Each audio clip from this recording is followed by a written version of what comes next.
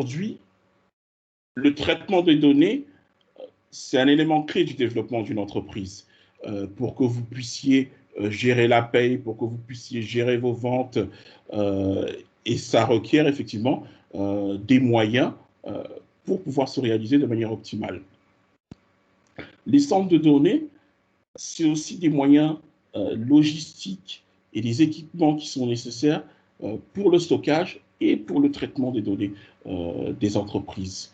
Donc vraiment, un centre de données, c'est un espace qui abrite des baies de stockage, des structures métalliques qui vont accueillir des chaînes de serveurs, on va le voir un petit peu plus tard, en fonction des différentes architectures, souvent des budgets de ces clients, qui peuvent être des espaces plus ou moins grands, et parfois qui peuvent atteindre des tailles de quasi-usine, on peut dire.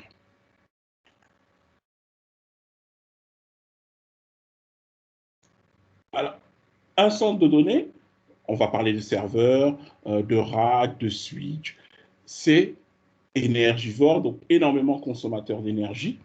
Donc il faut se retrouver dans un site où vous avez une alimentation permanente pour assurer la productivité continue des équipements.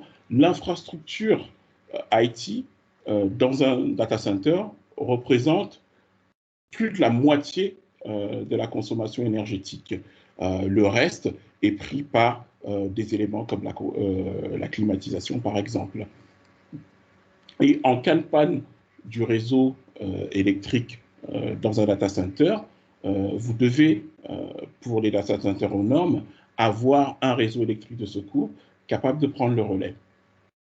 En ce qui concerne la climatisation que j'ai évoquée tout à l'heure, l'architecture intérieure du lieu et la mise en place des dispositifs d'aération spécifiques, parce que vous pouvez avoir différents modèles pour faire la ventilation et gérer les aspects climatisation dans un data center, c'est ce qui permet de garder une température ambiante constante. Afin d'éviter la surchauffe des serveurs, c'est aujourd'hui indispensable d'installer ce qu'on appelle des confinements avec des allées chaudes, des allées froides, qui ont pour objectif d'homogénéiser le flux d'air, qu'il soit chaud ou froid, et qui contribue, grâce à cette homogénéisation, à réduire la consommation énergétique. Un centre de données informatique, il doit apporter de la valeur ajoutée aux ressources de l'entreprise et il doit permettre à l'entreprise de rester performant face à l'évolution des technologies. Vous avez des modèles de serveurs qui sortent tous les 3 mois ou parfois tous les mois même.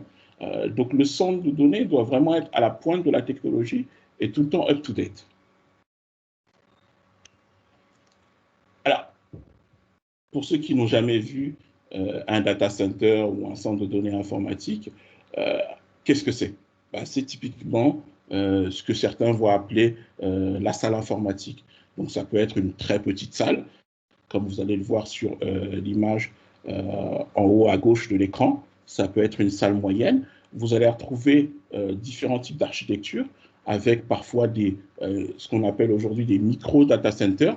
C'est ce que vous avez en bas à gauche de l'écran, qui sont destinés à accueillir quelques serveurs et quelques switches pour être, dirons, à l'edge du réseau.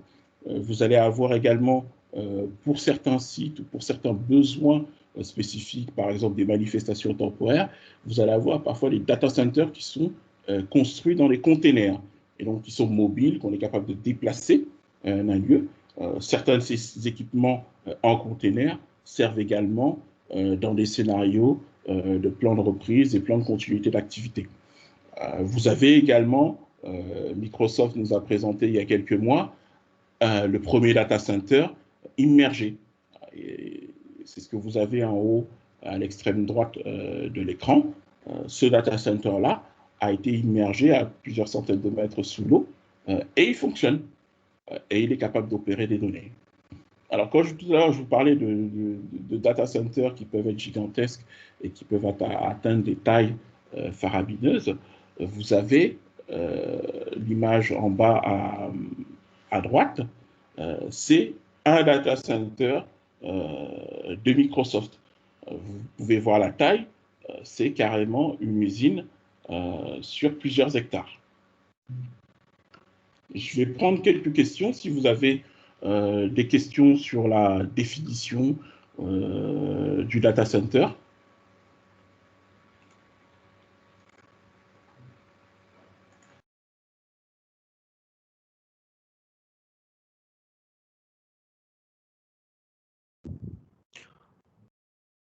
Je pense que c'est bon, hein. Même sur le chat, on a plus des problèmes de PowerPoint qui apparaissaient pas, et j'espère que c'est bon pour tout le monde. Donc, je t'invite à continuer, Jean-Francis, hein. Tu peux continuer, on reviendra aux questions à la fin. Si quelqu'un avait une question, je l'invite à poser sa question sur le chat, sur la partie conversation, et on reviendra de suite. On reviendra tout à l'heure après, et un technicien peut y répondre entre-temps sur le chat. D'accord. Vous voyez mon écran quand même? Oui, oui, oui. On le voit de manière générale. Je pense que c'est juste quelques problèmes de connexion et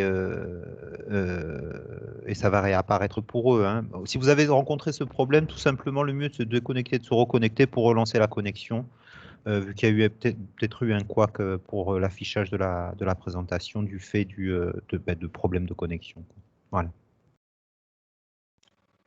Alors, la première question qu'on va se poser quand on parle de data center, c'est aujourd'hui, pourquoi est-ce que je ne construirais pas mon propre site et pourquoi externaliser mon infrastructure?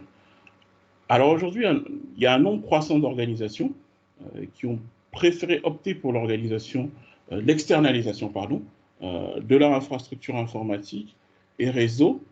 Pourquoi? C'était pour ces organisations-là, ces entreprises, pour pouvoir bénéficier de prestations de qualité sans avoir à faire des investissements colossaux. Parce que, effectivement, investir dans un data center, c'est des investissements énormes et c'est des projets qui sont généralement réalisés en 2 ans, 3 ans. La mise en place d'un data center pour l'hébergement en interne de vos données nécessite de mettre en place pour les serveurs et les armoires qui vont porter les baies tout un système de connectique, un dispositif électrique qui doit être particulièrement fiable et redondant, une climatisation robuste, comme je vous disais tout à l'heure, pour assurer le refroidissement. Vous avez aussi également la problématique des ressources humaines. Vous devez avoir, pour opérer ce data center-là, un personnel dédié qui doit être capable d'en assurer la gestion. Étant donné que les coûts d'investissement et de fonctionnement de ce type d'infrastructure, l'externalisation aujourd'hui, elle se présente comme la meilleure des solutions, que ce soit en termes de coûts, que ce soit en termes de temps. C'est vraiment aujourd'hui la meilleure solution pour les entreprises qui ont besoin de mettre en place des centres de données informatiques. Alors maintenant, la question c'est, oui, je vais externaliser, mais comment bien choisir son data center?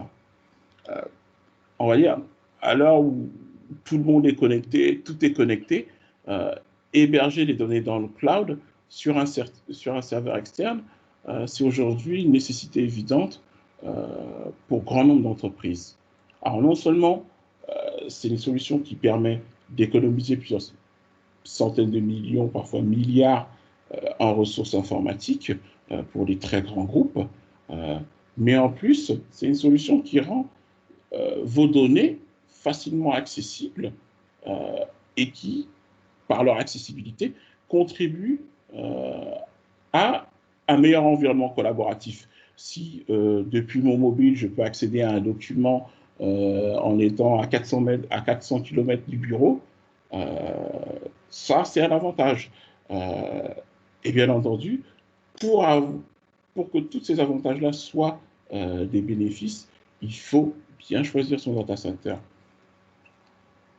Alors, avec l'explosion du recours au data center, vous avez de plus en plus d'entreprises qui choisissent d'aller plus vers des data centers, ce qu'on va appeler des data centers régionaux. Il y a plusieurs raisons à ça.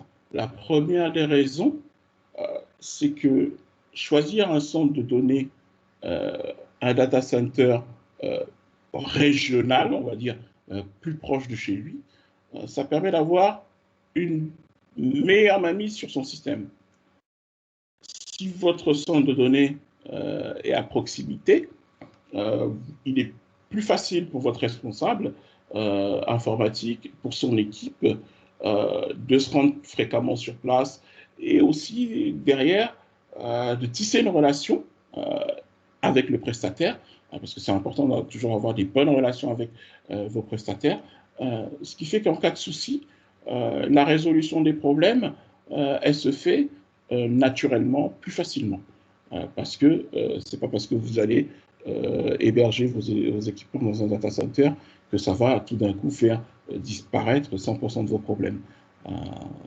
Vous avez, comme dans tout matériel, parfois des problèmes qui peuvent survenir, hardware ou software. Alors, l'optimisation du suivi de cet hébergement, pour les parties qui sont externalisées, des solutions informatiques, c'est vraiment aussi un besoin qui s'est fait savoir. Alors, vous pouvez avoir les gens qui vont faire une descente sur le locaux pour s'assurer des conditions de sécurité, des conditions dans lesquelles les données sont hébergées.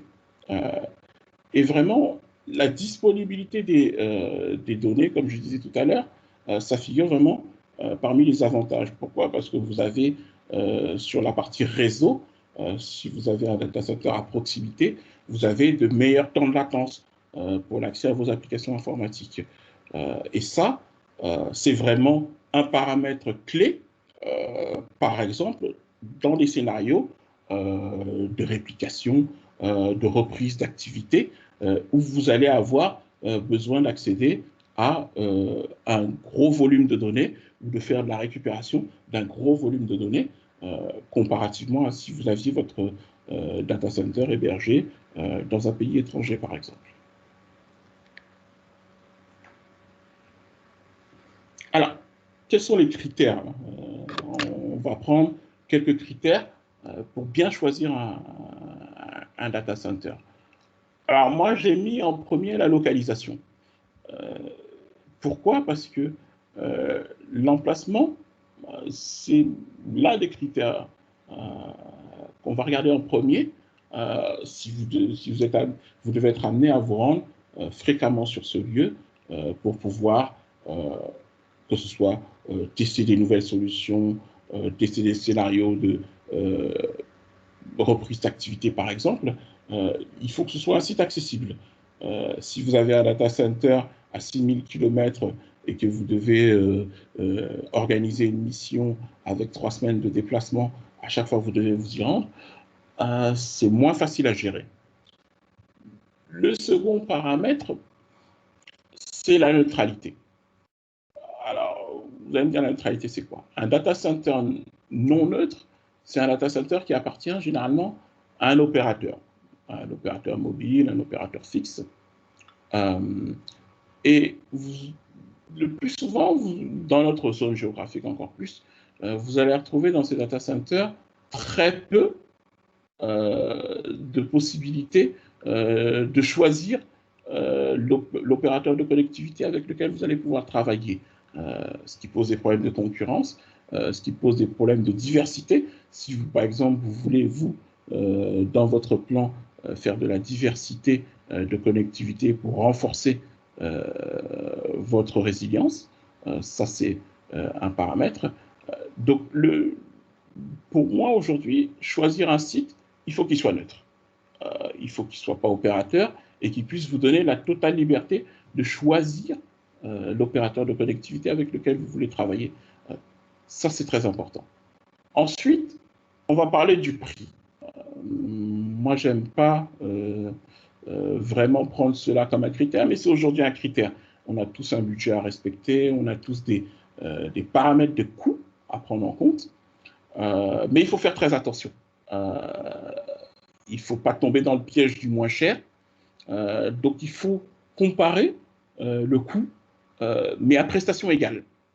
Voilà pourquoi vous devez être capable d'étudier en profondeur les différentes prestations qui vous sont offertes et les niveaux de prestations, ainsi que les niveaux d'engagement de service des différents opérateurs que vous allez consulter ou interroger dans le cadre de votre sélection.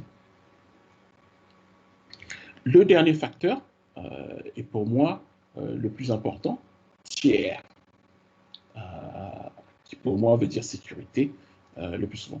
Alors la notion de tiers, c'est ce qui correspond à une classification de la fiabilité des data centers. Vous allez avoir des data centers tiers 1, tiers 2, tiers 3 et tiers 4. Tiers 4 étant, je dirais, le summum, le plus haut niveau. Ils sont très très peu de data centers de type tiers 4. Alors en effet, si vous externalisez votre infrastructure, ce n'est pas pour subir les pannes électriques ou de climatisation. Voilà pourquoi cette classification tiers vous permet de choisir un opérateur qui vous apporte la redondance en fonction du niveau de performance que vous souhaitez. Vous pouvez vous dire, moi je vais héberger tel site ou tel service sur un serveur que je veux mettre dans un data center tier 1 parce que ce n'est pas une application de production critique. Donc, je ne sais pas, moi, si je la perds, si elle est indisponible pendant, je ne sais pas, moi, 4 jours dans le mois, ce n'est pas un souci pour moi. Alors, vous allez avoir d'autres personnes qui vont vous dire, moi, j'ai une application critique qui gère mes paiements en temps réel et qui ne doit pas souffrir de plus de, je ne sais pas, mois par mois, qui doit souffrir de moins de 20 minutes par mois d'interruption de service. Là, ça vous amènera à monter dans la classification et à vous orienter vers des sites minimum tier 3, voire tier 4. Parce qu'un site tier 3, c'est, en termes de disponibilité, il ne doit pas avoir plus de 22 minutes d'interruption maximum sur 30 jours. Donc ça, le paramètre tiers, c'est vraiment la clé aujourd'hui dans le choix de l'infrastructure vers laquelle vous vous tournez pour héberger vos données. On vous dit tiers 1, c'est vraiment un niveau de redondance basique. Tiers 2, vous avez un premier niveau de redondance. Ça veut dire que cet opérateur de data center-là, pour par exemple effectuer des opérations de maintenance, il va devoir avoir certaines interruptions de service. Tiers 4, c'est un haut niveau de disponibilité qui vous permet par exemple de garantir que un opérateur peut faire la maintenance de son groupe électrogène et vous garantir que pendant la maintenance de son groupe électrogène, il n'y aura pas d'interruption dans la fourniture du service. Donc ça, c'est un data center de type tier 3 ou tier 4. Alors, maintenant, je vais vous présenter un peu notre infrastructure que nous avons mis en place à Douala. Alors, on est aujourd'hui au Cameroun le premier data center tier 3, de construction tier 3, indépendant. Donc, nous sommes carrière neutrale au Cameroun et je dirais même dans la région Afrique centrale. Nous ne sommes pas opérateurs télécom, donc vous pouvez héberger vos données informatiques en choisissant librement l'opérateur avec lequel vous travaillez. Alors, on a un site d'une superficie d'environ 600 mètres carrés, un circuit électrique entièrement redondant qui part d'un local transformateur dédié. Ensuite, nous avons plus de 600 batteries pour nous assurer une autonomie en cas d'interruption de service de plus de 8 heures sur batterie. Mais avec notre groupe électrogène et notre citerne de 10 000 litres de gasoil, on est capable d'être en parfaite autonomie. Donc, côté énergie, vous voyez, on s'est assuré qu'on a toute la redondance. Un groupe électrogène de 400 kVA, un transformateur dédié, une citerne de 10 000 litres de gasoil, et derrière, en dernier recours, plus de 600 batteries qui nous permettent d'assurer, pendant les basculements entre le groupe électrogène et la source d'énergie primaire en cas de coupure, un fonctionnement sans interruption pour les systèmes qui sont hébergés chez nous. Alors, on a un système de refroidissement, comme je vous parlais tout à l'heure, d'allées chaudes, d'allées froides, donc avec des couloirs froids qui permettent de refroidir la salle et qui nous permettent également d'optimiser notre consommation énergétique. Sur le site, on a une équipe dédiée, 7 jours sur 7, 24 heures sur 24, qui assure les opérations de maintenance, mais aussi les gestes de proximité pour nos clients. Alors, qu'est-ce que c'est les gestes de proximité? C'est vous pouvez avoir des clients qui ont des serveurs ou un rack hébergé dans notre infrastructure. À 3 heures du matin, si vous avez un problème, qu'est-ce que vous faites? Alors, vous pouvez appeler quelqu'un sur notre site qui va faire les premières actions ou les premières interventions pour vous. Ça peut être simplement, j'ai mon serveur qui est planté, est-ce que vous pouvez juste faire un redémarrage en pressant sur le bouton, ou je voudrais rajouter une nouvelle connectivité, est-ce que vous pouvez juste me connecter ce câble-là du routeur ou du switch sur telle position vers tel port sur un des serveurs installés. Ça, nos équipes sont capables de le réaliser. Alors, elles travaillent sur la base des instructions données par les clients, sur la base de fiches de procédure également, pour les opérations récurrentes qu'elles assurent pour les clients. Alors, j'ai oublié de vous mentionner l'aspect sécurité qui est très important sur un centre de données informatique. Alors, un data center, c'est pas un endroit où tout le monde entre comme on veut. Votre site doit être sécurisé. Vous devez avoir un parfait contrôle sur qui entre, à quel moment, qui sort, qui est là, qui fait quoi. Alors, sur notre infrastructure, c'est très simple. Nous avons des contrôles d'accès biométriques à tous les points d'entrée et de sortie. Ça veut dire que vous avez besoin de votre empreinte digitale pour entrer comme pour sortir d'une pièce, avec un contrôle par zone. Ça veut dire que certaines personnes qui ne sont pas habilitées sur les travaux électriques, par exemple, n'entrent pas dans la salle énergie. Le site également équipé d'un système d'extinction incendie automatique avec un gaz qui permet d'éteindre automatiquement tout départ d'incendie en moins d'1 minute.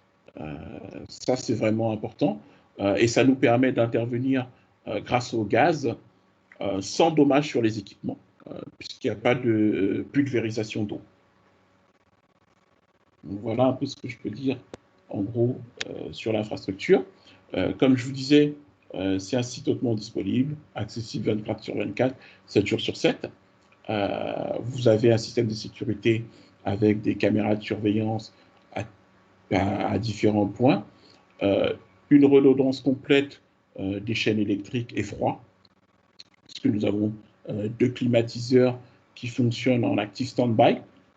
Un seul peut suffire au refroidissement de la salle, mais vous avez toujours un climatiseur qui est en stand-by, où ils peuvent fonctionner en duo, mais généralement, on préfère les laisser avec un en mode actif et un autre en stand-by, en attente. En cas de défaillance du premier, l'autre est capable de prendre le relais. Alors, on a mis en place dans cette infrastructure tout un système de gestion de l'énergie. Ça passe parfois par des petites choses. Vous allez chercher à optimiser votre gestion de l'éclairage avec un éclairage LED, avec des ampoules basse consommation. Vous allez toujours chercher à optimiser la consommation énergétique avec, en faisant un choix très rigoureux des équipements que vous utilisez pour être sûr que vous n'allez pas forcément utiliser l'équipement le plus consommateur. Et vraiment, ça nous permet d'optimiser la consommation, ce qui nous permet d'avoir aussi gardé, non seulement d'avoir je dirais, une pratique environnementale la plus saine possible. On ne va pas vous dire qu'on on a une opération neutre carbone. Non, on ne fait pas de greenwashing, mais on vous dit ce qu'on fait, c'est-à-dire que on a un ensemble de batteries de mesures pour l'optimisation de la consommation énergétique, l'optimisation de la consommation en optimisant la température de nos salles pour la climatisation, puisque la climatisation représente en termes de consommation 35% de la consommation énergétique. Donc c'est vraiment tous ces ensembles de paramètres-là qui nous permettent à la fois de maintenir une haute disponibilité pour l'ensemble de nos équipements, mais aussi d'avoir une approche la plus environnementale possible.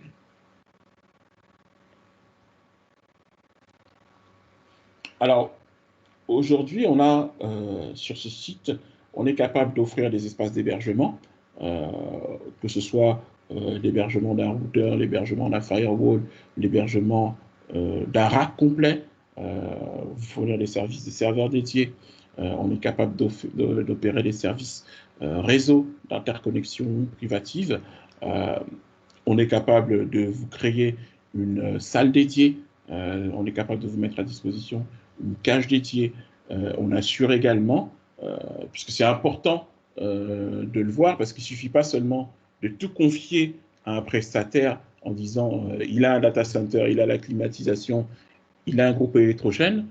C'est aussi les paramètres que vous devez regarder dans le choix de l'infrastructure. C'est quels sont les services qui vont vous faciliter la vie et que l'opérateur offre. Alors, on assure la prestation logistique quand vous amenez du matériel.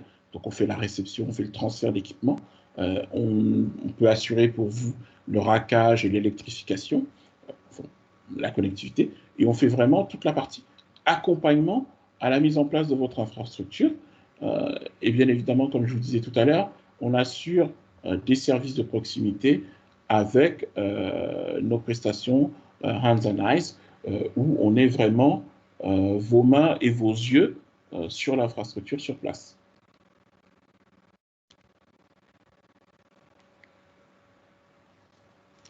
Alors, j'en ai fini avec la présentation. On peut maintenant passer aux questions, si vous avez des questions sur ce qui est de comment est-ce que vous avez, si vous avez des projets même, vous pouvez poser des questions relatives aux projets éventuels que vous avez sur la mise en place d'une infrastructure, ou peut-être la duplication d'une infrastructure actuelle, ou peut-être son optimisation. Je suis disponible et on peut répondre à ces questions-là. Alors, je vais déjà commencer par les questions sur le chat, que j'ai un petit peu gardé, la fin approchée, j'ai envie de dire. Et je vous invite à appuyer sur le bouton dans le menu du haut, qui maintenant d'ailleurs a changé, a été mis à jour, où vous avez les différentes options de j'aime, like, mais aussi pour lever la main, l'option qu'on avait depuis l'année dernière, et donc pouvoir poser des questions une fois qu'on vous a invité à ouvrir le micro. Donc, la première question du chat, alors je vais tous les reprendre parce que moi j'ai répondu, mais mieux que le directeur réponde aussi. Alors, question, le local physique d'un data center est censé être secret. J'avais cru comprendre que c'était secret, mais avec vos présentations, je crois comprendre qu'on peut même s'y rendre. Moi, j'ai trouvé la formule ne doit pas être communiquée, j'ai envie de dire. Alors, je vais vous dire, ça dépend. Ça dépend du type d'infrastructure, ça dépend de son objectif. Mais je veux dire, aujourd'hui, dans la majorité des data centers commerciaux, on sait où ils sont. On peut s'y rendre. Bien sûr, c'est pas, vous n'allez pas vous y rendre comme ça. Notre site, pour venir, il faut prendre rendez-vous. C'est sur rendez-vous, un certain nombre de jours à l'avance. Si vous n'êtes pas sur rendez-vous, même si vous êtes client déjà, vous ne pourrez pas accéder. Donc, il y a vraiment toute une gestion de l'accès au site pour pouvoir accéder au data center. Sur l'aspect sécurité, je dirais la majorité des data centers ont une bonne protection physique. Donc, même si vous savez où c'est, si je prends l'exemple de notre data center, même si vous savez où c'est, pour entrer, il faut vraiment être James Bond. Quand vous avez un site avec des murs de plus de 3 mètres, double rangée de barbelés et plein d'autres mesures pour empêcher les personnes qui ne sont pas bienvenues d'entrer, je vous dirais, oui, vous pouvez savoir où je suis, mais après, il faut pouvoir entrer. Donc, il y a toute une batterie de mesures qui sont mises en place pour protéger l'accès au site. Mais dans notre cas, effectivement, on a communiqué sur le lancement de notre data center, mais je dirais, on n'a pas forcément dévoilé d'informations non nécessaires sur où il se trouve. Notre site, il n'est pas visible avec une grande pancarte ou avec le logo en façade ou sur le toit, non, pas du tout. Donc vous pouvez venir, mais on reste discret. Voilà. D'accord. Alors, il y a deux questions qui arrivent. Une autre question qui était pas mal. Est-ce qu'on a une partie de notre source d'énergie qui est renouvelable? Alors non, pas encore. Pas encore, c'est un souhait, mais on étudie la chose pour des questions de coût, tout simplement, pour être très transparent, parce que pour que vous ayez une source d'énergie renouvelable, il faut que cette source puisse être permanente pour qu'elle soit économiquement puisse se justifier. L'énergie solaire, il faut que vous soyez dans une zone avec un taux d'ensoleillement qui vous permette de justifier l'investissement. Que ce soit de l'éolien, la même chose. Mais dans notre zone, là où nous nous situons, la source d'énergie pourrait plus vraisemblablement être solaire, mais je ne pense pas que ça puisse être pertinent de Ce le serait une faire partie, hein. Ouais. pour l'alimentation primaire du data center, non. Mais pour Non. l'éclairage, l'alimentation auxiliaire de certains équipements non essentiels, c'est plus cette piste-là que j'étudie actuellement. D'accord. Alors, sur le plan technique de la sécurité, collaborez-vous avec les agences nationales, l'ANTIC au Cameroun par exemple? Alors, on n'a pas spécifiquement pour les data centers de cadre de collaboration formel, mais dans le cadre du Cameroun, par exemple, on suit le cadre réglementaire, par exemple, qui nous oblige à notifier toute menace, toute tentative d'intrusion ou intrusion sur notre système d'information. Ça, on est obligé de notifier l'antique, par exemple. Mais pour l'instant, ça se limite à ça. Mais nous, une société très ouverte. Donc, on est ouvert à tout type de collaboration dans ce cadre-là. On a invité l'antique, comme d'ailleurs tout le monde, à notre lancement et on reçoit d'ailleurs un peu tout le monde aujourd'hui, que ce soit pour des discussions sur de la collaboration ou sur comment on peut travailler ensemble. Ok. Autre question, est-il possible d'héberger des solutions telles que les solutions ERP? Oui, c'est parfaitement possible, il n'y a pas de frein. Après, je dirais, l'hébergement de toute solution informatique, c'est juste un travail d'architecture, savoir quelle est la solution, quel est son besoin en termes d'infrastructure et comment vous allez accéder à cette ressource-là, hébergée dans notre data center. Ça peut être une liaison VPN, ça peut être aussi, pour certains cas, une application directement exposée sur Internet, bien sûr sécurisée, mais tout est parfaitement faisable. Et on a déjà des clients qui ont des solutions ERP hébergées chez nous.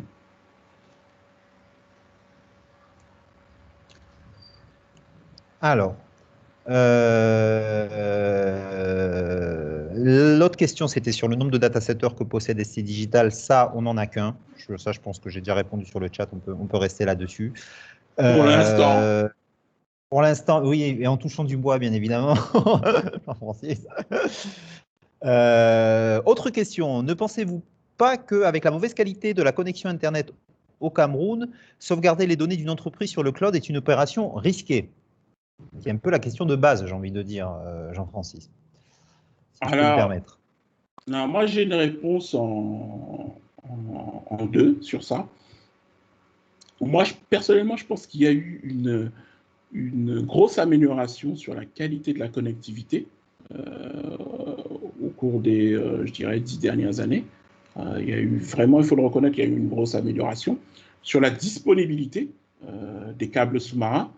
Aujourd'hui, le Cameroun est connecté via un grand nombre de câbles sous-marins, plus de 4, qui aujourd'hui, je pense, nous permettent d'avoir un service non seulement meilleur en termes de qualité, mais aussi en termes de disponibilité en cas de l'interruption d'un des câbles. Alors maintenant, nous, en termes d'infrastructure, on a fait le choix de travailler avec plusieurs opérateurs, ce qui nous permet d'améliorer l'accessibilité à notre service et donc du coup de minimiser les possibles perturbations liées à l'interruption d'un ou deux fournisseurs d'accès à Internet. Mais moi, je pense qu'aujourd'hui, on peut faire confiance aux solutions locales. Pourquoi? Parce qu'elles vous apportent de meilleures performances réseau. Je veux dire, attaquer un serveur qui est à New York ou à Londres ou à Paris, en temps de réponse, c'est plus long qu'attaquer un serveur à Douala ou à Yaoundé, très simplement. Et sachant qu'on a au Cameroun depuis peu un point d'échange Internet qui nous permet d'améliorer ces temps de latence avec des connexions directes entre les différents opérateurs connectés. Ok, d'accord, merci Jean. Est-ce qu'il y a de la redondance sur site? Alors, du point de vue d'Internet, oui, comme tu viens de le répondre d'ailleurs. Cette question, elle est bien avec la précédente. Le data center dispose de, enfin, d'où notre hypothèse digitale, le data center dispose de plusieurs fournisseurs d'accès Internet afin d'assurer la connectivité sur la longueur, comme il possède différentes sources d'énergie. Merci alors, c'est invité Oxyréel. Merci, monsieur Oxyréel, s'il ne s'agit pas de la redondance de l'Internet. Enfin, il y a une redondance, je peux vous le dire déjà, redondance du point de vue d'Internet et du point de vue des sous-énergies, elle y est. Donc, je pense que je peux répondre à votre question sur ce là. Autre question qui est pas mal, moi qui est plutôt du côté commercial, je l'aime bien. Quelles sont vos deux valeurs ajoutées ou avantages par rapport à la concurrence? Alors, je dirais la première, comme je l'ai dit tout à l'heure, c'est notre neutralité. On n'est pas opérateur, on ne va pas vous vendre des services de connectivité, ou on n'est pas concurrent des opérateurs en fait, déjà d'un. Donc on peut librement travailler avec vous sur votre besoin. Et notre différenciation, c'est qu'on est avant tout un intégrateur de solutions. Donc on va pas juste héberger votre rack ou votre serveur et puis basta. On est capable de vous accompagner et de vous accompagner sur les besoins spécifiques. On est capable de faire évoluer vos solutions avec vous. Donc on est vraiment un accompagnateur, je dirais, dans votre transformation digitale, parce que c'est de ça qu'il s'agit. Exactement, le conseil et l'expertise pour donner en deux mots les deux valeurs ajoutées. Autre question, quel est le plan de reprise des activités en cas de sinistre ou catastrophe naturelle sur le site principal? Je touche du bois également. Inondation, par exemple. Voilà, ce que tu peux avoir, peut-être, c'est ça. Alors, non, on n'est pas dans une zone soumis au risque inondation, mais on a un certain nombre de mesures en place pour nous permettre de garantir la continuité de l'activité. et on effectue également des sauvegardes hors site pour notre infrastructure en propre. Et pour nos clients, on propose également, en fonction du besoin ou de la demande, on est capable d'offrir des solutions de sauvegarde ou de réplication sur un cloud qui peut être Azure, puisqu'on est Gold Partner Microsoft, mais également vers d'autres data centers. Ça, c'est en fonction du besoin de haute disponibilité du client. Mais je veux dire de manière standard aujourd'hui, moi, sur le risque incendie, par exemple, en cas de déclenchement d'incendie, je suis capable d'éteindre un tout départ d'incendie en moins d'une minute sans impacter la production. Donc, je suis assez confortable à ce niveau-là. Donc, j'ai pas énormément de crainte sur ce niveau de risque-là parce que on a des dispositifs prêts, on a des exercices en place et on a des procédures pour pouvoir continuer à travailler en fonction du type je dirais, de problème qui peut subvenir. Ça peut être des manifestations qui empêchent l'accès au site, ça peut être des problèmes qui empêchent la livraison de carburant. On a un certain nombre de procédures en place pour permettre la continuité de l'activité. Oui, le prérequis de la qualification tier 3, on fait beaucoup en ce sens, j'ai envie de dire. Ok. Une autre question, après on va passer à la question parce que les gens lèvent la main et j'ai peur qu'ils abandonnent, mais on va passer aux questions à micro ouvert, bien évidemment, tout de suite. Hein. En cas de location d'une machine, y a-t-il des restrictions sur les services à déployer, Jean-Francis? Restrictions en tant que telles, non. Ce qu'on vous demande juste, c'est de respecter les lois et règlements de l'espace communautaire. Donc, si vous hébergez un service de torrent ou si vous hébergez une machine qui fait, je ne sais pas moi, des cryptos ou qui héberge je ne sais pas moi, des contenus interdits, on supprimera le service immédiatement. Oui, le cadre légal, j'ai envie de dire. On a une obligation légale de le faire. Et c'est contractuel, de toute façon, c'est expliqué de manière très explicite dans nos contrats. Mais je pense que c'est assez standard chez tous les hébergeurs aujourd'hui. Donc, je sais pas, pour parler un peu de ça sur l'actualité, vous avez un service, je crois, de messagerie pro-Trump ou d'extrême droite, je ne sais pas comment on va le classifier, qui a été banni de la majorité des hébergeurs dans le monde, justement parce qu'ils hébergeaient des forums d'incitation à la haine. Donc les hébergeurs et même les sites de colocation prennent ce genre de choses très au sérieux. On n'est pas au-dessus de la loi. Voilà, mais je pense qu'en termes de, si on prend la question, j'ai envie de dire un peu à l'envers, en termes de services qu'on est à même de fournir et surtout d'accompagner les clients, j'ai envie de dire, je renvoie un peu à justement, c'est un de nos points forts justement, où en termes de capacité à vous accompagner, on est là, c'est notre métier à la base, j'ai envie de dire. Alors, il y a d'autres questions. Et je vois qu'on a baissé la main, donc vraiment, excusez-moi, n'hésitez pas à intervenir sur le chat pour dire que vous avez une question que vous voulez poser à main levée.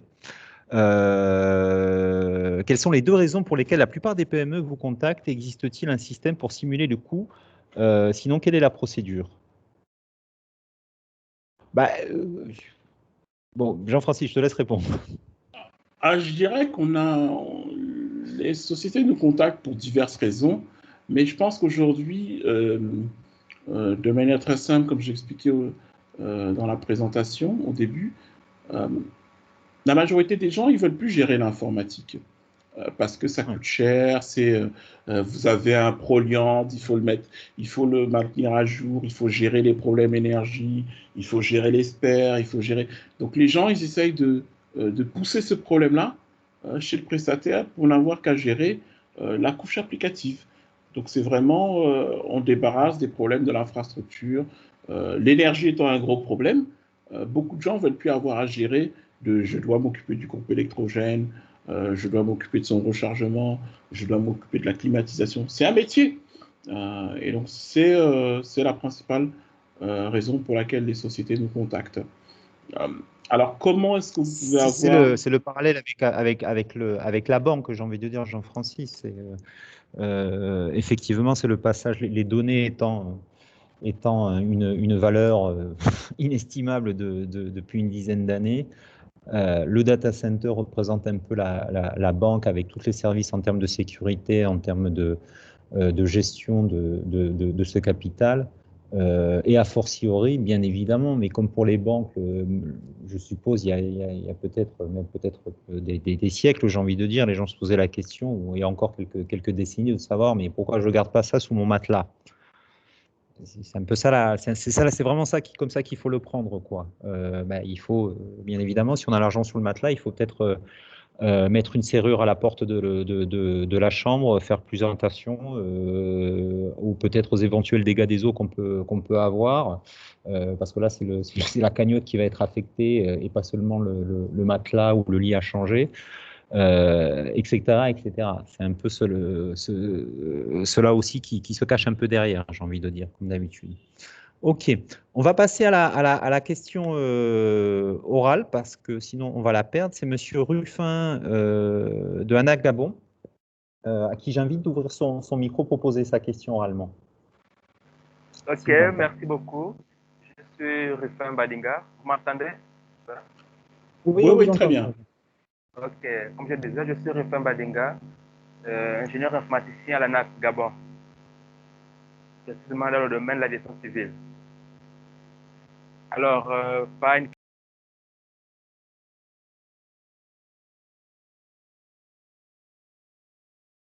On a été coupé.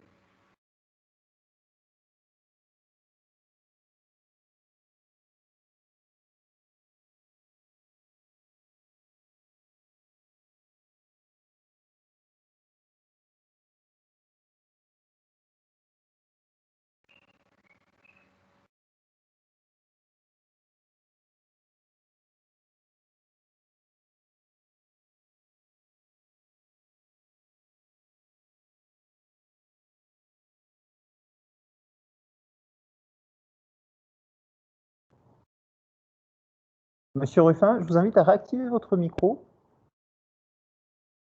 Okay. Vous m'entendez? Ah, là, c'est bon. Oui, là, c'est bon, c'est bon. Voilà, donc je vais reprendre rapidement la question, la problématique. Sachant qu'aujourd'hui, nous sommes sur les enjeux et la problématique du data center. Et beaucoup de nos dirigeants ont suivant cette vision, en fait, la mauvaise vision orientée sur le cloud. Donc, s'il faut dire à un manager, écoutez, on va se débarrasser du data center physique, le local, on va héberger nos données sur le cloud, sur le nuage. Lui, pour lui, il estime que, bon, ces données vont être accessibles à plusieurs personnes. Et l'idéal pour lui, c'est d'être en local.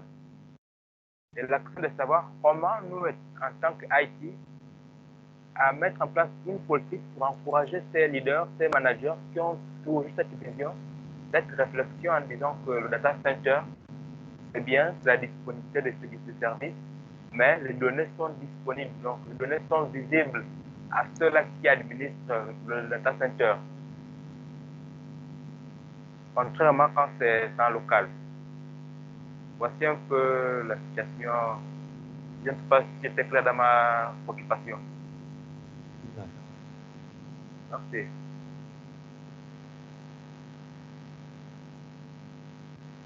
J'en ai fini. Ok. Jean-Francis? Moi, je pense que on a un travail d'éducation à faire. On doit éduquer, parce que c'est bien le mot d'éducation, on doit sensibiliser aussi nos différents décideurs et responsables sur qu'est-ce que c'est qu'un cloud. Un cloud, il peut être effectivement à Londres, à Washington, à Madrid, à Beijing, mais il peut être aussi à Douala. vous pouvez externaliser vos solutions informatiques tout en ayant le contrôle, en les ayant à proximité, sans être forcément chez vous. Il n'y a pas plus de risque de fuite de données quand votre application est hébergée chez vous que chez un tiers, en l'occurrence un data center. C'est les mêmes précautions que vous allez prendre. Parfois même, vous allez être même plus sécurisé en allant, je dirais parfois, mais le plus souvent, vous allez être plus sécurisé en allant chez un data center neutre. Pourquoi? Parce que lui, il a ces ressources-là et il a à cœur de justement sécuriser votre infrastructure parce que c'est sa mission première. Nous, on n'accède pas aux données de nos clients. On n'a pas la possibilité d'y accéder. On a un processus où on fait un choix très rigoureux dans la sélection de nos ressources. On a des procédures d'audit des différentes activités des personnes qui travaillent dans notre infrastructure. Donc, je dirais tout est mis en place pour sécuriser. C'est les mêmes mesures que vous allez trouver dans une moindre mesure chez Microsoft ou chez Google ou dans des grands groupes internationaux. Ce qu'il faut voir, c'est que les gens qui opèrent aujourd'hui ces infrastructures externalisées comme la nôtre, on a travaillé dans ces grands groupes-là. Donc, ce qu'on fait, on ne fait que appliquer les mêmes politiques de sécurité dures qu'on a eu à le faire dans le passé. On ne fait que appliquer les mêmes best practices. Donc, pour moi, il n'y a pas de crainte à avoir sur la sécurisation, il n'y a pas de crainte à avoir sur la fuite, mais il y a vraiment un travail de sensibilisation sur qu'est-ce que c'est, qu'est-ce qu'on fait, pourquoi on le fait. Alors, parfois, vous avez des contraintes réglementaires. Dans certains secteurs d'activité, il y a des obligations réglementaires à héberger les données localement. Vous pouvez travailler aussi sur des scénarios hybrides où vous externalisez une partie seulement de votre infrastructure. Vous pouvez dire, j'externalise mes services, mais je garde mes bases de données chez moi. Donc, l'intégralité des données reste chez moi. Mais les services, les applicatifs sont hébergés à l'extérieur parce que je veux pouvoir me concentrer sur mon cœur de métier et ne plus avoir à gérer la maintenance physique des équipements, toute la partie infrastructure qu'il y a derrière. Donc, il y a vraiment un travail, je dirais, d'accompagnement. Et nous, en tant que fournisseur, on est aussi là pour vous accompagner sur comment présenter les solutions, comment les expliquer. Quand je parlais tout à l'heure d'accompagnement dans votre transformation digitale, c'est clairement ce qu'on fait. C'est-à-dire qu'on va travailler avec vous sur comment présenter cette solution à votre responsable, comment faire ressortir les avantages de cette solution-là et comment dissiper tous les risques éventuels. Okay.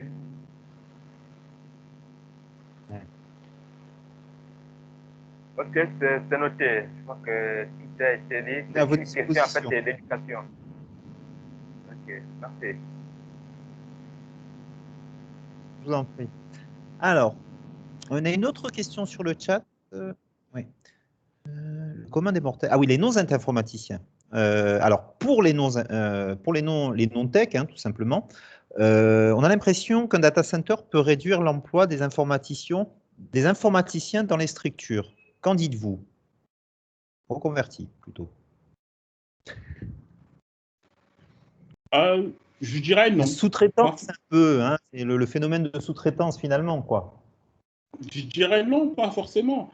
Vous pouvez avoir des équipes informatiques dans vos structures qui, effectivement, si elles s'occupent plus du data center, elles vont passer plus de temps à faire du support aux utilisateurs, par exemple. Elles vont passer plus de temps à travailler sur des projets, sur des solutions, sans avoir forcément à gérer la bâche-cousse de l'aspect infrastructure. Vous ne gérez plus l'énergie, vous gérez plus. Vous travaillez toujours, hein, parce que vous avez toujours accès à la même infrastructure. Donc, si vous gérez les serveurs Windows, les tâches d'administration de serveurs Windows, c'est toujours les mêmes que vous allez faire. C'est juste que les serveurs, ils ne sont pas physiquement dans votre infrastructure. Donc, il n'y a pas vraiment de réduction. Et puis derrière, ce qu'il faut voir, c'est que la naissance de ces data centers en Afrique, c'est aussi une création de richesse et une création d'emplois. Parce que derrière, vous avez toutes des équipes qui administrent et qui gèrent ces data centers.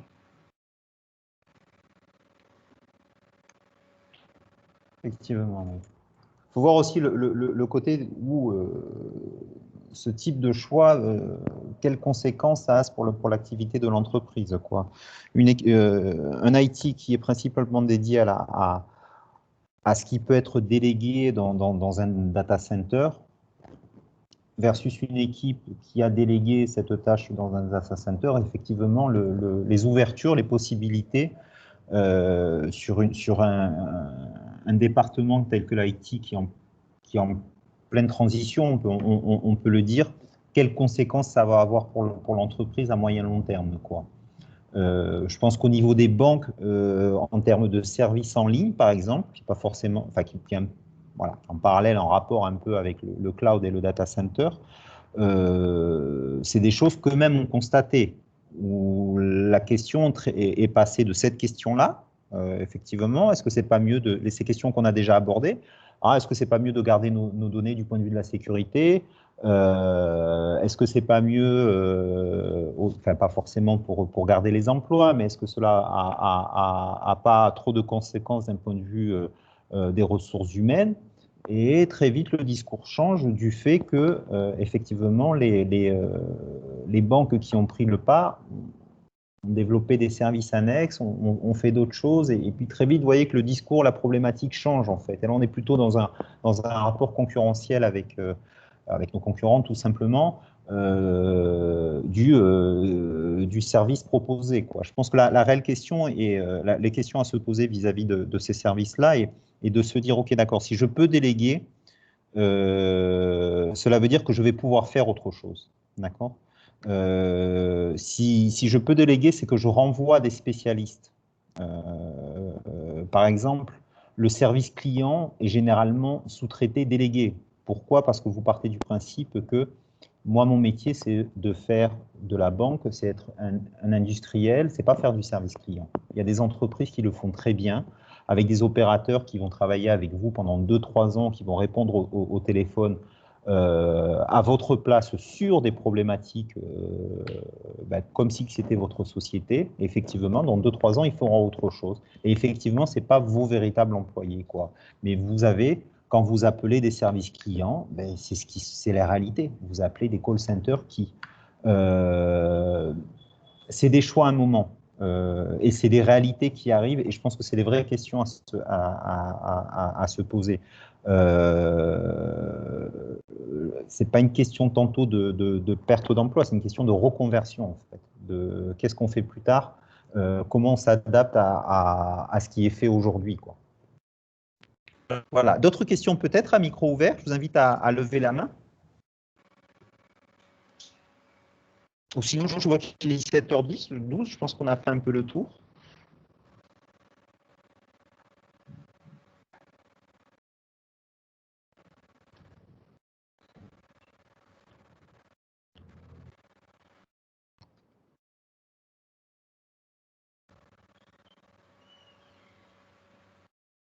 Ok, je pense que c'est bon. Je vais vous transmettre l'enquête de satisfaction sur le…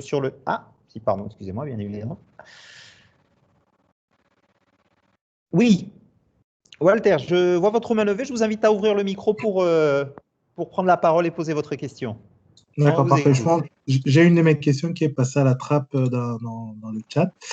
Ma question concernait la redondance des équipements informatiques. J'ai bien compris que tout ce qui est réseau, partie énergie était pris en compte, mais supposons en cas, on ne le souhaite pas, hein, d'un incendie par exemple, j'ai aussi bien compris que vous avez tous les mécanismes pour stopper très rapidement un incendie, mais supposons que vous arrivez à perdre les données, à perdre des serveurs sur lesquels vous hébergez ces données, est-ce que vous avez d'autres endroits où vous répliquez ces données-là ou pas?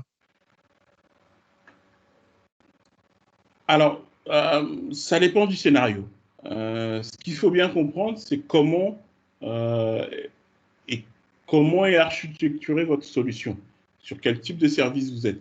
Si vous êtes sur un serveur dédié, par exemple, comme tout administrateur, vous devez avoir un mécanisme de sauvegarde en place. Alors, si vous n'avez pas de mécanisme de sauvegarde en place, on peut mettre en place avec vous une solution de sauvegarde, qu'elle soit locale ou qu'elle soit externe sur un cloud comme Azure, par exemple.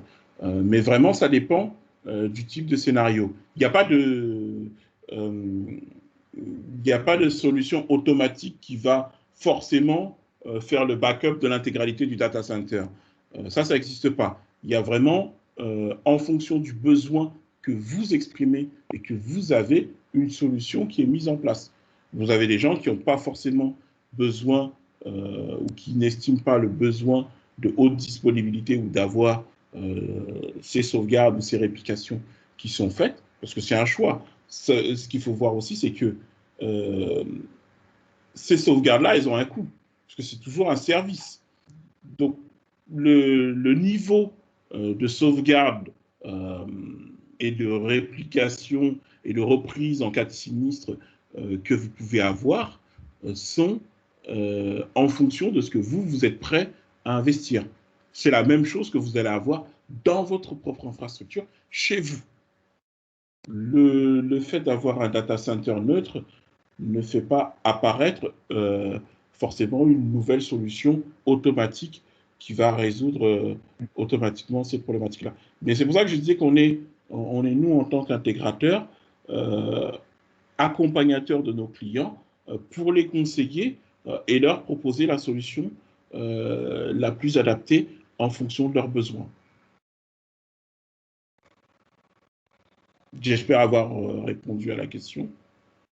Oui, très bien, merci.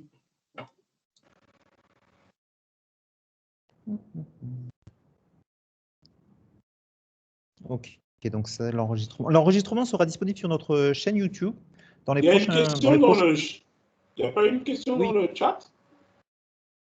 C'était par rapport à la disponibilité de l'enregistrement du webinaire. Ah, d'accord.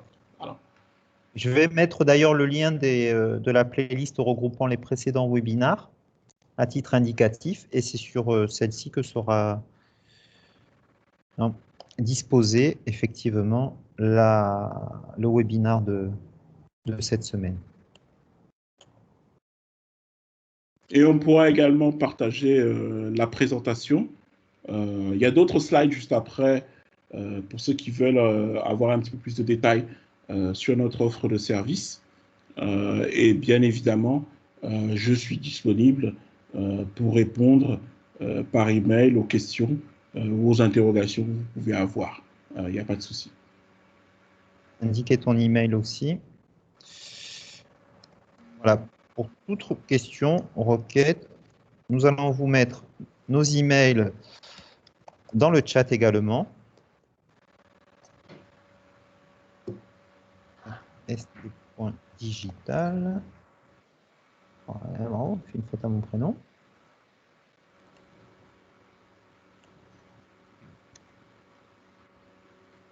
Et info@st.digital.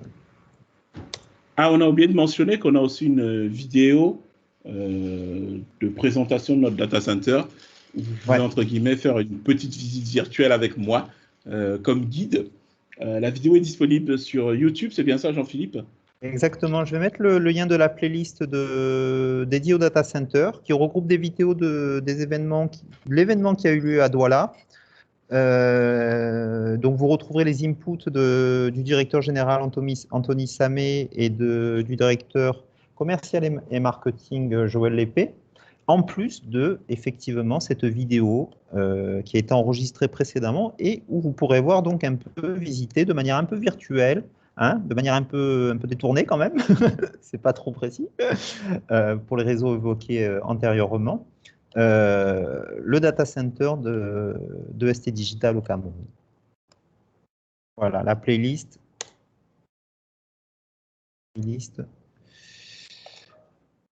Data center. Effectivement.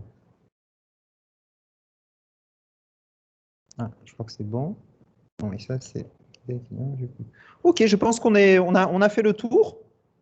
Encore une fois, merci de d'avoir assisté à ce webinaire. Nous vous donnons rendez-vous la semaine prochaine pour un nouveau webinaire. Vous recevrez les liens d'inscription courant de la semaine et sur les réseaux sociaux. Je vous invite à nous suivre sur LinkedIn et sur Twitter où nous mettons ce genre d'informations de manière régulière. Et bon week-end à vous, les vendredis également. Et encore merci encore une fois, ça nous fait très plaisir que vous soyez présents pour ce type d'événement de ST Digital. Et bien évidemment, merci à Jean-Francis pour sa présentation, d'avoir pris le temps de répondre aux questions des assistants. Au revoir. Merci à vous. Au revoir. Ok, merci beaucoup. Au revoir. Merci, M.